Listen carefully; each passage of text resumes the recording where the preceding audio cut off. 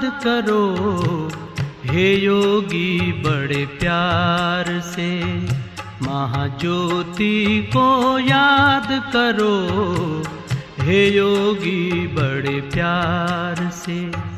बन के फरिश्ता उड़ चलो,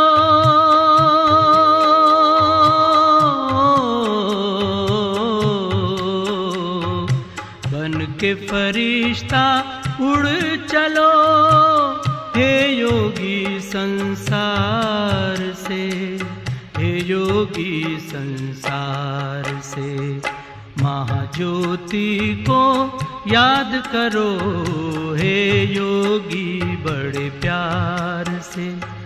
बन के फरिश्ता उड़ चलो, हे योगी संसार से, हे योगी संसार से।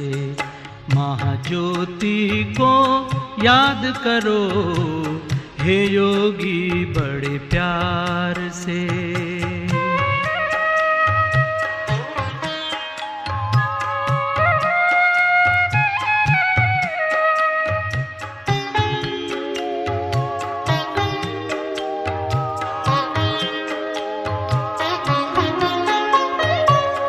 ज्योति की वो दुनिया है न्यारी, शांति वहाँ की लगती है प्यारी, शांति वहाँ की लगती है प्यारी। ज्योति की वो दुनिया है न्यारी, शांति वहाँ की लगती है प्यारी, शांति वहाँ की लगती है प्यारी। बुला रहा है पिता तुम्हारा, हो बुला रहा है पिता तुम्हारा, अपनी मीठी पुकार से, अपनी मीठी पुकार से।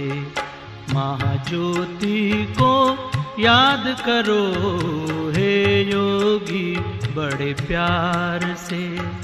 बन के फरिश्ता उड़ चलो, हे योगी संसार से, हे योगी संसार से। महाज्योति को याद करो, हे योगी बड़े प्यार से।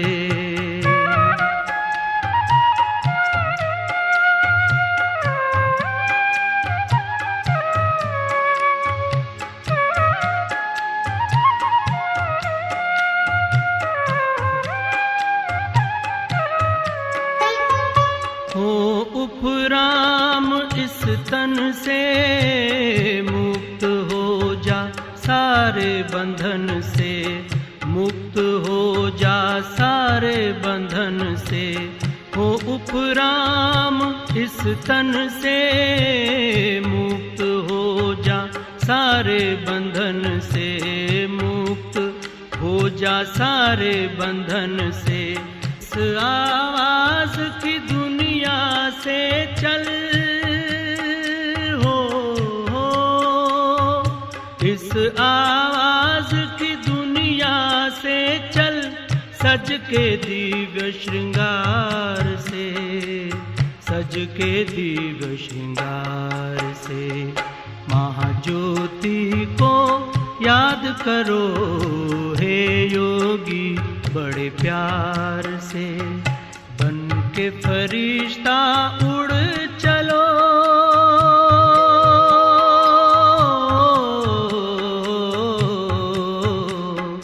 बन के फरिश्ता उड़ चलो, हे योगी संसार से, हे योगी संसार से। महाज्योति को याद करो, हे योगी बड़े प्यार से। महाज्योति को याद करो, हे योगी बड़े प्यार से। Om Shanti and a very good evening to all of you. आज भी हम प्रश्न कैसे बनाना है सीखेंगे। पिछले 2 दिन हमने यस नो क्वेश्चन सीखे थे, जिसका जवाब हाँ या ना में दिया जाता है। लेकिन जैसे मैं कहता हूं कि भाषा का काम सिर्फ छोटी छोटी बातें करना नहीं है, तो हमें कई क्रिया के बारे में काफी कुछ जानने की इंतजारी होती है, जिज्ञासा होती है। तो वो पूछने के लिए कौन से शब्द का प्रयोग होता है, इसकी ये बात है। इसको WH क्वेश्चन इसलिए बोलते हैं कि इसमें से ज्यादातर प्रश्न पूछने वाले शब्द WH से शुरू होते हैं, 1-2 को छोड़ के। अब जब हम किसको पूछते हैं ये काम किसने किया या तुमने ये किताब किसको दी, तो उसके पीछे कोई ना कोई व्यक्ति होता है, लेकिन हमें मालूम नहीं है, इसलिए हम प्रश्न द्वारा वो इंफॉर्मेशन प्राप्त करने का प्रयत्न करते हैं। तो जैसे समझो अशोक है, मीना है, तो उसके बारे हम ही और शी का इस्तेमाल करते हैं और उसको हम प्रोनाउन कहते हैं। अशोक और मीना प्रॉपर नाउन है, ही और शी प्रोनाउन है। लेकिन जब हमें ये नहीं मालूम कि ये काम अशोक ने किया या मीना ने किया, या मैंने किताब अशोक को दी या मीना को दी, तो उस वक्त मुझे कर्ता के लिए हु और कर्म के लिए हुम बोलना पड़ता है। तो एक प्रकार से ये 2 प्रश्न वाले शब्द प्रोनाउन का ही स्थान लेते हैं, इसलिए उसको इंटरोगेटिव प्रोनाउन कहते हैं। ऐसे 5 है जो मैंने सीरियल नंबर 1 में लिखे हैं: हु, हुम, विच, व्हाट एंड हुज। इसके बारे में मैं डिटेल में अगली स्लाइड में बताऊंगा और बाद में टेलीग्राम के द्वारा हम थोड़ी प्रैक्टिस भी करेंगे इसकी, और अगर जरूरत रही तो एक पूरी सेशन प्रैक्टिस के लिए रख देंगे, प्रश्न की प्रैक्टिस के लिए। इसके अलावा सीरियल नंबर 2 में मैंने और 4 प्रश्न वाले शब्द दिए हैं: where, when, why and how. इसमें से हाउ अकेला ऐसा शब्द है जो WH से शुरू नहीं होता है, लेकिन फिर भी इन 9 प्रश्न वाले शब्दों को WH क्वेश्चंस बोला जाता है। इन शब्दों को लेकर जो भी प्रश्न बनता है वो WH प्रश्न कहा जाता है, WH क्वेश्चंस। और जैसे मैंने शुरू में बताया, सीरियल नंबर 3 में लिखा है कि इन 9 शब्द को लेकर जो प्रश्न बनते हैं उसका हेतु होता है कि कार्य में जो भी कर्ता आया, कर्म आया, क्रियापद आई या और अन्य कोई शब्द आए, तो उसके बारे में ज्यादा जानकारी प्राप्त करें। क्योंकि यस नो क्वेश्चन से हमें कोई अधिक जानकारी नहीं मिलती। हमने किसको पूछा खाओगे, वो बोलता है नहीं, बात खत्म हो गई। अब वो क्यों नहीं खाता है? बीमार है इसलिए नहीं खाता है, हमारे घर में नहीं खाना है इसलिए नहीं खाता है, वजह क्या है? तो ये सब हम नहीं जान सकते यस नो क्वेश्चन से। तो ये मुख्य हेतु है इन 9 शब्दों का, जो आप जो भी वाक्य के बारे में इनका प्रयोग करते हैं, इनका उपयोग करते हैं, तो उस वाक्य के बारे में हमें काफी अधिक जानकारी दे सकते हैं। अभी हम ये 9 शब्द की बात करेंगे। सबसे पहला है हु। मैंने लाल अक्षर में लिखा है, हु सिर्फ कर्ता के स्थान पे आता है और हु का मतलब होता है कौन, किसने। इंग्लिश में हु का कॉन्जुगेशन नहीं होता है, लेकिन हिंदी में होता है, इसलिए मैंने दोनों शब्द लिखे हैं, कौन और किसने। दूसरा, हु सिर्फ व्यक्ति के लिए आ सकता है, ये भी मैंने अंदर लिखा है, ये सिर्फ व्यक्ति के लिए आ सकता है, वस्तु के लिए हु का इस्तेमाल कभी नहीं होता। तो हु को लेके आपको 2 बात ध्यान में रखनी है कि आपने जो वाक्य सुना या जो भी बात आपको कही गई उसमें कर्ता का उल्लेख नहीं आया है, आपको नहीं पता कि कर्ता कौन है, तब आप हु पूछेंगे। हु सिर्फ कर्ता के बारे में जानने के लिए है। और दूसरा, हु सिर्फ व्यक्ति के लिए है, वस्तु के लिए नहीं है। सीरियल नंबर 2 में हु जैसा ही शब्द है, इसे हुम कहते हैं। स्पेलिंग और उच्चार में थोड़ा फर्क है। हुम, इसको आपने ये किताब किसको दी, और ये हमेशा कर्म के स्थान पे आता है। मैं आपको दोनों का एग्जाम्पल ये सीरियल नंबर 2 के बाद देता हूं मैं। तो हुम सिर्फ कर्म के स्थान पे आता है, और हुम हु की तरह सिर्फ व्यक्ति के लिए है। हुम कभी वस्तु के लिए उपयोग में नहीं लिया जाता। जब हुम की बात आती है तो ज्यादातर क्रियापद का प्रकार ऐसा होता है कि हमें आगे टू या अबाउट जैसा शब्द लिखना पड़ता है प्रश्न के अंदर भी, तो वो लिखा जाता है। उसकी भी हम प्रैक्टिस बाद में सेपरेटली करेंगे। अभी सारे 9 क्रियापद एक बार देख लेते हैं। अब मैं आपको एग्जाम्पल देता हूं। समझो माँ बाप है और बच्चा किताब लेके आया और कहता है कि किसने मुझे किताब दी। किसी ने, उसको नहीं पता किसने दी, या तो वो उसको पहचानता ही नहीं या नाम भूल गया। तो जो देने वाली व्यक्ति है वो कर्ता के स्थान पे है। देने का कार्य वो अनजान व्यक्ति ने किया था। तो यहाँ पे माँ बाप उसको, बच्चे को पूछेंगे who gave you this book, और who did give you this book. जैसा वाक्य तो लंबा होगा, इतना छोटा नहीं होगा, लेकिन सिंपल सेंटेंस है तो इतना तो कम से कम आएगा। Who gave you this book, ये किताब तुमको किसने दी। अब कर्म का एग्जाम्पल लेते हैं कि माँ बाप ने बच्चे को बोला जा अंकल को किताब दे के आ। घर गया, अंकल के दे के आया। अंकल घर पे नहीं थे तो उसकी वाइफ को दे दिया। अब आधा घंटे के बाद माँ बाप फोन करते हैं अंकल को कि किताब मिल गई। अंकल बोलते हैं नहीं, मुझे नहीं मिली। वो घर पे चेक नहीं करते कि घर पे आ गई कि नहीं, लेकिन कहते नहीं, मुझे नहीं मिली अभी तक। तब माँ बाप बच्चे को पूछेंगे तूने ये किताब किसको दी। देने वाला तो बच्चा है, कर्ता स्पष्ट है, लेकिन कर्म का नहीं पता। तो तब बच्चा बोलेगा मैंने उनकी वाइफ को दी। तो ये किसको जब पता नहीं होता है तो हम हुम पूछते हैं। अब ये जो किताब देने का क्रियापद है, इसमें थोड़ी सी मूवमेंट है, गति है। एक जगह से दूसरी जगह किताब जा रही है। तो ऐसे में क्रियापद के बाद टू आता है, जो टू का संबंध कर्म से है। और यहाँ कर्म मालूम नहीं है, हम कर्म के लिए हुम इस्तेमाल करते हैं, जो प्रश्न में सबसे आगे आएगा। तो उससे भी आगे टू आएगा। To whom did you give the book, तूने ये किताब किसको दी। To whom. इसकी काफी प्रैक्टिस बाद में करेंगे। ये सिर्फ समझाने के लिए आपको एग्जाम्पल दिया, इसलिए मैंने लिखा भी नहीं है यहाँ पे, क्योंकि एक वाक्य लिखने से काम नहीं हो जाएगा। तीसरे नंबर पे विच है। विच कहीं पे भी आ सकता है, और पुराने जमाने में विच का प्रयोग व्यक्ति के लिए भी किया जाता था और वस्तु के लिए भी किया जाता है।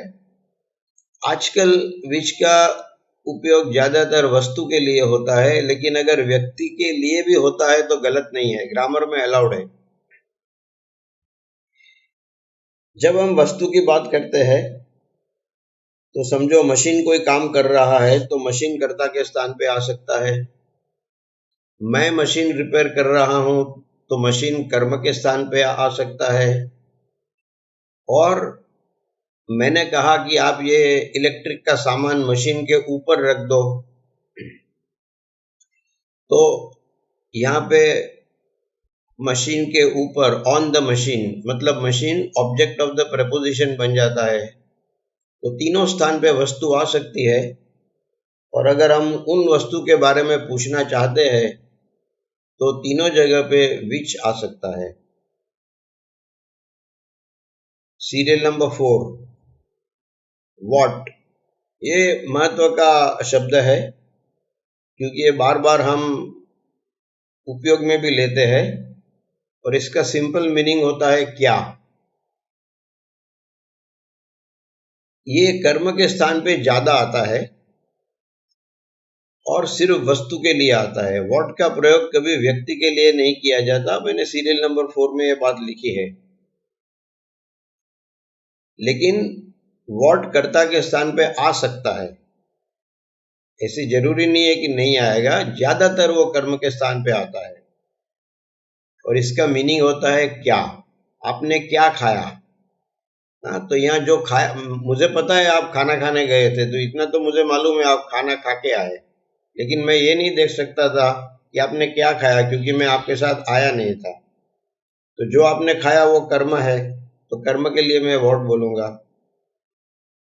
अभी यहाँ पे एक छोटी बात मैं टेलीग्राम से जुड़ी कहना चाहूंगा कि हिंदी में हम कुछ अलग तरीके से बोलते हैं, लेकिन इंग्लिश भाषा हिंदी की मिरर इमेज नहीं है। जो हिंदी है वैसी की वैसी इंग्लिश नहीं है, वो थोड़ी अलग सी भाषा है, उसके नियम अलग है। कुछ ऐसी जगह है जहाँ हिंदी के मुकाबले इंग्लिश आसान है, सरल है, और कुछ ऐसी जगह है जहाँ इंग्लिश कठिन है, हिंदी सरल है। लेकिन एक बात साफ है कि आप हिंदी पहले से बोलते हो। जब से बच्चा समझने लगा तब से हिंदी सुनता है, फिर हिंदी सिखाया जाता है, तो हिंदी कितनी भी कठिन होगी आप बोल लेंगे और उसमें गलतियां भी करते रहेंगे, क्योंकि एकदम नेचुरल हो जाता है ये। तो मैं क्या शब्द पे हूँ कि मैं टेलीग्राम में कई बार ऐसे वाक्य पढ़ता हूँ जिसमें क्या क्या लिखा होता है, और आप ध्यान से पढ़ेंगे तो वहां क्या की कोई जरूरत ही नहीं है। क्या आपने खाना खाया, आपने हिंदी में लिखा है तो मुझे कोई प्रॉब्लम नहीं है। प्रॉब्लम कहाँ आता है, जब आप उसका इंग्लिश करते हैं तो आप क्या का भी भाषांतर ढूंढने का प्रयत्न करते हैं, तो ये गलत है। अगर आपको हिंदी में क्या लिखना है तो लिखो, लेकिन मैं ये कहना चाहता हूं कि आपने खाना खाया, ये प्रश्न है, इसमें क्या की कोई जरूरत नहीं है। आपने हिंदी में लिखा है तो मुझे प्रॉब्लम नहीं है, लेकिन ये क्या इंग्लिश में नहीं आएगा। तो आपको ये ध्यान रखना है कि क्या सिर्फ व्हाट के लिए है, और अगर आप जो घर में बोली बोलते हैं उसके शब्द रिटन हिंदी में लाते हैं तो ला सकते हैं, लेकिन उसको इंग्लिश में लाने का प्रयत्न मत करो, क्योंकि ऐसा होगा नहीं, होता नहीं है, इंग्लिश गलत हो जाएगा आपका। सीरियल नंबर 5, हुस, किसका। ये किताब किसकी है। अभी इंग्लिश में हुस का इन्फ्लेक्शन नहीं होता है, हिंदी में होता है। किसका टेबल, किसकी कुर्सी, वो लिंग के हिसाब से किसका किसकी होते रहते हैं, बहुवचन में किसके भी होते हैं, लेकिन इंग्लिश में हुज आएगा, चाहे मैस्कुलिन है, फेमिनिन है या प्लूरल है। हुज। वेर, कहाँ। हम कहाँ के बारे में जानना चाहते हैं तो वेर पूछते हैं। आप कहाँ गए थे, वेर। व्हेन, कब। आप कहते हैं वो कल आया था घर पे, तो कब आए थे, शाम को 4 बजे आए थे। ये जो कब पूछना चाहते हैं तो व्हेन आता है, वो कब घर पे आए थे। कोई व्यक्ति को हम एक्सपेक्ट नहीं करते हैं, लेकिन घर पे आ जाता है, तो ये सीरियल नंबर 8 आएगा। आप क्यों आए, वाई। आपने ये काम क्यों नहीं किया, वाई। आपने ये काम क्यों किया, मैंने ना बोला था ये काम नहीं करने का, फिर भी क्यों किया।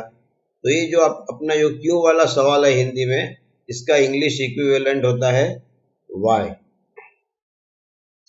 और 9वें स्थान पे आता है हाउ। आपने ये काम कैसे किया। समझो आपने खाने की कोई डिश बनाई है, तो दूसरे मेंबर सीखना चाहेंगे आप किस तरह से आपने बनाई, तो आपको पूछेंगे आप किस तरह से बनाते हैं, हमको भी इसका तरीका सिखाओ। तो जो वो तरीका सीखने की बात होती है उसको हम हाउ कहते हैं। अब कुछ वाक्य मैंने बनाए हैं, वो देख लेते हैं। हु के अंदर सबसे पहले हम टू बी नाम के क्रियापद का प्रयोग करते हैं, उपयोग में लेते हैं। जैसे कोई आदमी खड़ा है, हम नहीं पहचानते उसको, तो हम पूछना चाहते हैं कि ये कौन है, तो हम हु का प्रयोग करते हैं। हु इज ही, ये कौन है। हु इज दैट मैन, वो आदमी कौन है। हु इज दैट वुमन, वो औरत कौन है। अभी समझो मैं जानना चाहता हूं 10 बजे ऑफिस शुरू हो गई, 10:05 को मैं पूछता हूं कि आज कौन लेट है, तो मैं वर्तमान काल में पूछ रहा हूं आज कौन लेट है। तो हु इज लेट, देखो एंड में मैंने लेट और क्वेश्चन मार्क लिखा है। मैं 3 वाक्य लिखूंगा तो स्लाइड्स बहुत लंबी हो जाएगी। और अभी अपना 1 महीना हो गया, आपको भी मेरी आदत पड़ गई होगी, तो धीरे धीरे हमें शॉर्ट फॉर्म भी सीखने पड़ेंगे। तो हु इज लेट, अगर कल के बारे में मैं जानना चाहता हूं कि कल ऑफिस में कौन लेट आया था, हु वॉज लेट, इसका वॉज हो जाएगा। और आने वाले कल मुझे 10 बजे बहुत महत्व का काम करना है, मीटिंग रखनी है, तो मैं पूछना चाहता हूं भाई कल तो कोई लेट नहीं आएगा ना, कोई प्रॉब्लम नहीं है ना, मेडिकल प्रॉब्लम या और कोई बात। तो मैं पूछ लेता हूं हु विल बी लेट, किसको लेट होने वाला है कल। तो who is this man, who is that man, who is that woman, ये सब प्रकार के प्रश्न टू बी वाले क्रियापद में होते हैं। उसके बाद आता है टू हैव, यहां पे भी हु लगता है। किसके पास लैपटॉप है, हम कहीं बाहर है, ऑफिस में नहीं है, मुझे लैपटॉप पे 10 मिनट काम करना है लेकिन मेरे पास नहीं है, तो मैं पूछता हूँ भाई किसके पास लैपटॉप है तो मुझे 10 मिनट के लिए दो। तो वो प्रश्न है हु हैज अ लैपटॉप। अगर मैं बीती हुई कल की बात करता हूं तो हु हैड अ लैपटॉप, कल किसके पास लैपटॉप था। और अगर हम आने वाले दिन कहीं जाने वाले हैं मीटिंग में, तो पूछ लेता हूं who will have a laptop, किसके पास लैपटॉप होगा। तो इस प्रकार से हैव वाले वाक्य बनते हैं। किसके पास गाड़ी है, हु हैज अ कार। किसके पास कैलकुलेटर है, हु हैज अ कैलकुलेटर। किसके पास एंट्री की टिकट है, who has a entry ticket. तो ये इस प्रकार के शब्द बनते हैं, तीनों टेंस में वाक्य बनते हैं।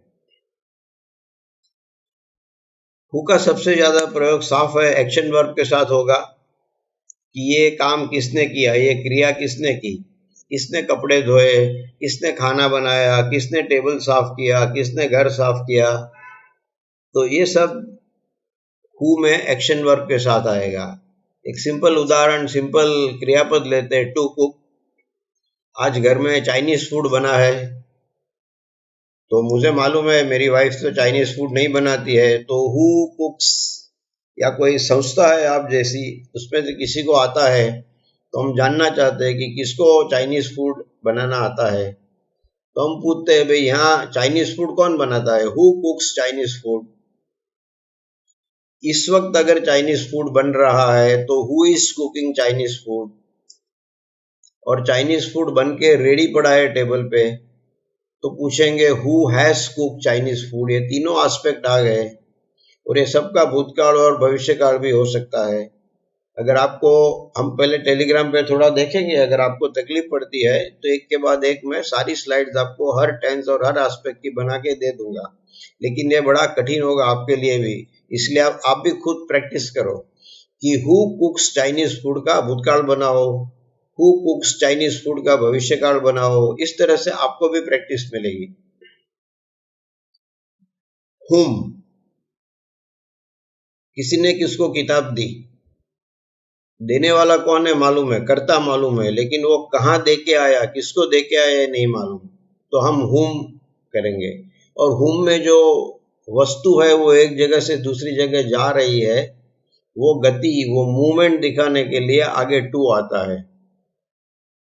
To whom do you give the books, तो ये किताब किसको देता है। To whom did you give the books, तूने ये किताब कल किसको दी थी। और तू आने वाली कल किसको किताब देने वाला है, तो किसको देने वाला है, to whom will you give the books. तो यहां पे मैंने आपको एक्शन वर्ब के अंदर तीनों टेंस दिखा दिए हैं। विच, कौन सी। अब देखो हु और हुम में जैसे मैंने बताया था व्यक्ति आएगा, विच में दोनों आ सकते हैं, लेकिन आजकल ज्यादातर उपयोग विच का वस्तु के लिए होता है, व्यक्ति के लिए कम होता है। व्यक्ति के लिए एक प्रयोग है, मैं बाद में सेपरेटली सिखाऊंगा, याद आया तो। अभी आप कंफ्यूज हो जाएंगे, बीच में वो डाल दूंगा तो मैं। तो जब हम कोई दूसरे शहर में जाते हैं तो पूछते हैं कि भाई यहाँ अच्छी रेस्टोरेंट कौन सी है, विच इज अ गुड रेस्टोरेंट। तो ये विच आया क्योंकि रेस्टोरेंट निर्जीव है। अगर हमें पेन खरीदनी है तो दुकानदार को पूछेंगे which is a good pen, which is a good cell phone, which is a good eraser, which is a good calculator, which is a good laptop. जो भी आप नाम बोलना चाहे लिख सकते हैं वहां पे। लेकिन लोग ऐसे भी बोलते हैं और यह ग्रामर में सही है, गलत नहीं है। सिर्फ इतना कहता हूं कि आजकल बोला नहीं जाता विच इज योर फ्रेंड, आपका फ्रेंड कौन है। नॉर्मली अभी जो बोला जाता है वो हु इज योर फ्रेंड ऐसा बोलते हैं, विच के बदले हु प्रिफर करते हैं, लेकिन विच बिल्कुल करेक्ट है। वॉट, वॉट हमेशा वस्तु के लिए आएगा और कभी भी व्यक्ति के लिए नहीं आएगा। और वॉट जैसे इंग्लिश में वर्सेटाइल बोलते हैं, वॉट के इतने उपयोग है कि सब उपयोग मैं शायद लिख भी नहीं पाऊंगा आपके लिए। तो उसके 2-3 एग्जाम्पल मैंने यहाँ रखे हैं। जैसे समस्या, प्रॉब्लम, तो प्रॉब्लम तो हम देख नहीं सकते, हम प्रॉब्लम की असर देख सकते हैं, प्रॉब्लम नहीं देख सकते। तो उसके लिए भी वॉट का प्रयोग होता है। What is the problem, what is your problem, तू काम नहीं करता है, क्या तकलीफ है तुझे, वॉट इज योर प्रॉब्लम। अगर यही बात मैं भूतकाल में बोलना चाहता हूं तो what is the problem, what was the problem. क्योंकि मैं द प्रॉब्लम इसलिए लिखता हूं कि आज का प्रॉब्लम और बीते हुई कल का प्रॉब्लम हमें मालूम है, हम किस प्रॉब्लम की बात करते हैं, इसलिए द प्रॉब्लम। लेकिन फ्यूचर में मैं अ प्रॉब्लम लिखूंगा क्योंकि मुझे नहीं पता कौन सा प्रॉब्लम खड़ा होगा आने वाले दिन। तो यहाँ पे मेरा प्रश्न होगा what will be a problem. आप बोलते हो कुछ काम शायद नहीं होगा, तो क्यों नहीं होगा। आप बोलते हो कोई प्रॉब्लम आ सकता है, तो मैं वो तब भी पूछूंगा what will be a problem, बताओ। Second sentence, what is in your bag, आपकी बैग में क्या है। देखो ये बिल्कुल विभिन्न प्रकार का प्रश्न है। What is in your bag, आपकी बैग में क्या है। या मैं बीती हुई कल के बारे में बोलता हूँ, what was in your bag, कल आपकी बैग में क्या था, इतनी भारी थी बैग आपकी, क्या था आपकी बैग में। और आने वाले दिन कल हम कहीं जाने वाले हैं तो आपको पूछता हूं मैं, भाई मेरा एक छोटा पैकेट आपकी बैग में रह जाएगा, तो जगह होगी इतनी। तो what will be in your bag, आपकी बैग में क्या होगा। अब डायरेक्ट कार्य की बात करते हैं तीसरे सेंटेंस में। व्हाट इज ही डूइंग, ये क्या कर रहा है। कोई आदमी कुछ काम कर रहा है कंप्यूटर पे, मुझे नहीं पता वो क्या काम कर रहा है, मेरा काम कर रहा है या दूसरा कुछ कर रहा है। What is he doing. अगर कल का काम उसने पूरा नहीं किया है तो ऑफिस में मैं उसको उसके बारे में मैनेजर को पूछूंगा व्हाट वाज ही डूइंग, कल ये क्या कर रहा था, इतना भी काम नहीं पूरा किया इसने। और अगर आने वाली कल में मुझे कुछ काम का प्लानिंग करना है तो मैं कहता हूँ भाई ये बंदे को काम दे देना, कल वो कर डालेगा। तो अभी मैं जानना चाहता हूँ उसके पास कोई दूसरा महत्व का काम नहीं है ना, नहीं तो 2 महत्व का काम साथ में आ जाएगा तो एक रखड़ जाएगा। तब मैं उसको पूछूंगा what will he be doing, वो कल क्या करता होगा। तो इस प्रकार से प्रश्न बनते हैं। हुस, ये किसकी किताब है, हुस बुक इज दिस। टेबल पे पड़ी है, नाम भी नहीं लिखा ऊपर, हमको नहीं पता किसकी किताब है। हुस बुक इज दिस। तो नॉर्मली हम 40-50 विद्यार्थी या मेंबर्स की मीटिंग होती है तो हम बुक हाथ में उठा के ऊंचा करके बोलते हैं हुस बुक इज दिस, जिसकी है वो देखेगा और लेके जाएगा। अगर ऑफिस में प्रॉब्लम है, सब बोलते हैं मेरा प्रॉब्लम नहीं है, तो मैं पूछता हूँ भाई तो फिर किसका प्रॉब्लम है ये। तुम बोलते हो मेरे डिपार्टमेंट का नहीं है, वो बोलते हैं मेरे डिपार्टमेंट का नहीं है, लेकिन प्रॉब्लम तो है, सब मानते हैं। तब मैं पूछूंगा हुस प्रॉब्लम इज दिस, किसका प्रॉब्लम है, पहले तय करो और फिर उसको बोलो कि प्रॉब्लम सोल्व कर। अभी समझो मेरे पास, तीसरे एग्जांपल में मेरे पास 5-6 मशीन रिपेयर करने को आए हैं, उसमें से एक मशीन मेरे खास कस्टमर का है, तो मैं कहना चाहता हूँ सबसे पहले इसका मशीन रिपेयर कर दे क्योंकि मेरे लिए वो इम्पोर्टेंट कस्टमर है। अब वो बंदा मेरे यहाँ रिपेयर कर रहा है मेरी फैक्ट्री में, तो मैं उसको पूछूंगा, भैया तू किसका मशीन रिपेयर करता है? वही करता है ना, दूसरा किसका हाथ में नहीं लिया ना।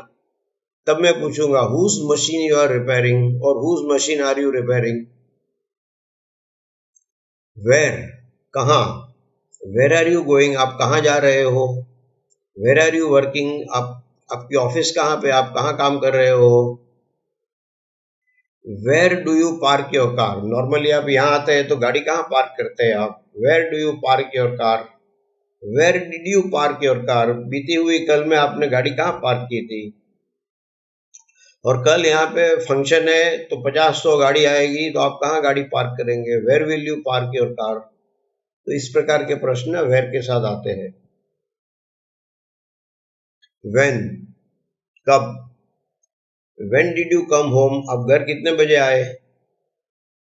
समझो हस्बैंड वाइफ दोनों सर्विस करते हैं, वाइफ 7 बजे आ गई है, हस्बैंड 9 बजे घर पे आता है ऑफिस से, तो जानना चाहता है आप कितने बजे घर पे आ गई थी, तो पूछता है व्हेन डिड यू कम।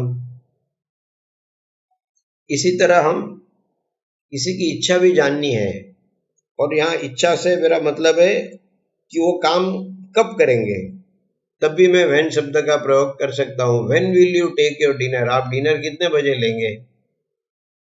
तो इस प्रकार के वाक्य में व्हेन आता है। व्हाई, क्यों, why do you cook Mexican food, आप मैक्सिकन फूड क्यों बनाते हैं। सामने वाला बोला मुझे अच्छा लगता है इसलिए मैं बनाता हूँ, why do you cook Mexican food. अगर कल की बात है तो why did you cook Mexican food, कल तुमने क्यों मैक्सिकन फूड बनाया था, तो बोला हमारे यहाँ गेस्ट आए थे, गेस्ट को मैक्सिकन फूड बहुत पसंद था इसलिए बनाया था मैंने।